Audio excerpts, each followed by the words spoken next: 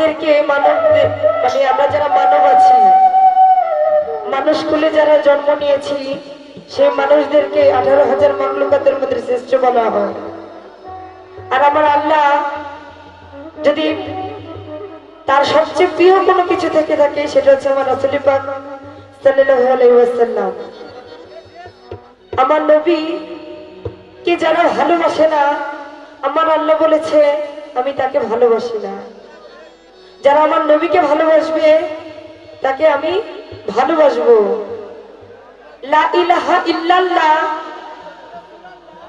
এই কথাটা বলা যায়, কিন্তু যদি এটার সাথে মুহাম্মদুর রাসূলুল্লাহ যতক্ষণ না বলবেন, কথাটা স্বয়ং সম্পূর্ণ হয় না। লা ইলাহা নাই কোনো মাবুদ, এক আল্লাহ, এখানে এটা বলেছে। কিন্তু আবার যদি বলা হয় লা ইলাহা ইল্লাল্লাহ মুহাম্মাদুর রাসূলুল্লাহ, আল্লাহর কোনো শরীক নাই, আবার আল্লাহর শরীক আছে। আল্লাহ শরীকটাই হচ্ছে আমার রাসূল পাক সাল্লাল্লাহু আলাইহি ওয়াসাল্লাম, তিনি তার প্রেরিত হাবিব। এই দুজন মিলিয়ে এই সমস্ত পৃথিবী। মক্কায় জনপদেরা ছেলে, মক্কায় জনপদেরা ছেলে, মদিনাতে চলে যায়, দেখতে মনে চায় নবীরে দেখলে প্রাণ জোড়ায়, দেখতে মনে চায় নবীরে দেখলে প্রাণ জোড়ায়।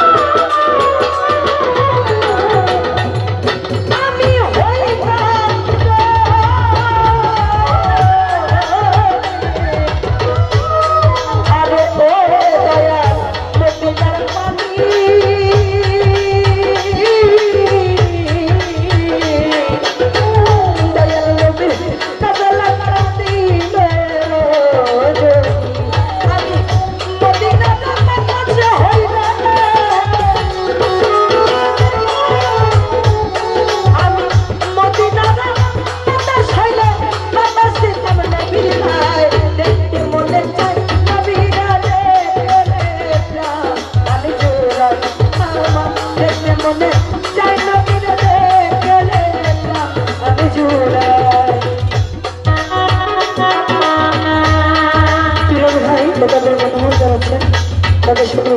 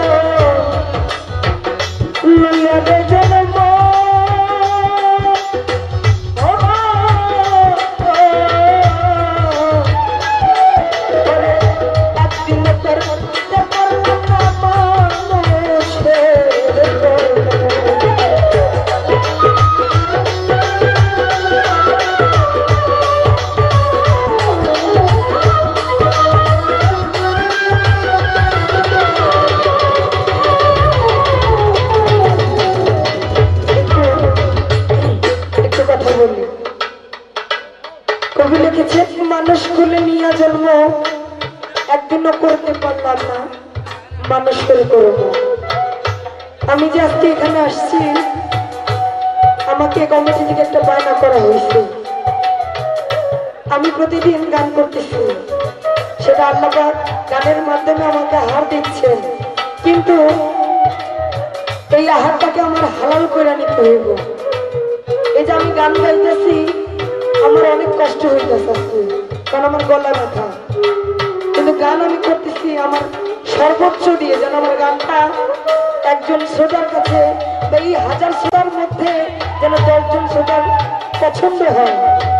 আমার সাথে আমার যারা আছেন সহ সঙ্গীত শিল্পীরা, তারাও অত্যন্ত ভালো গান, কিন্তু আমি রুমা পাগলি একটু আস্তে আস্তে 52 বাজার 53 গুলি ঘুইরা আমি রুমা পাগলি 6 বছর বয়স থেকে গান গাই। আমার উস্তাদ হচ্ছে বাংলাদেশের সুনামধন্য গায়ক পাগল বাচ্চু, যাকে বলা হয় বাংলাদেশের বিচ্ছেদের সম্রাট। একটা শিল্পীর ভিতরে একটা গুণ আছে, কি গুণ জানেন? মানুষের চোখের ভাষা তার বুঝার একটা অত্যন্ত গুণ আছে। তদ্রূপ আমাকে যদি কেউ ভাবেন যে মায়ের কাছ দিয়া চোখের ইশারায় বসায় দিবেন, এটা কিন্তু ভুল। যদি এটা ভাবেন আপনাদের ভুল হবে। আমি আজকের এখানে অতিথি, আমি চাই মিলেমিশে চলতে। এটা আমি কথায় ভাষায় বুঝিয়ে দিলাম। যদি কেউ বুঝেন, বুঝলে ভালো, না বুঝলে বুঝে নেবেন। হিংসা জিনিসটা আমার একদম পছন্দ।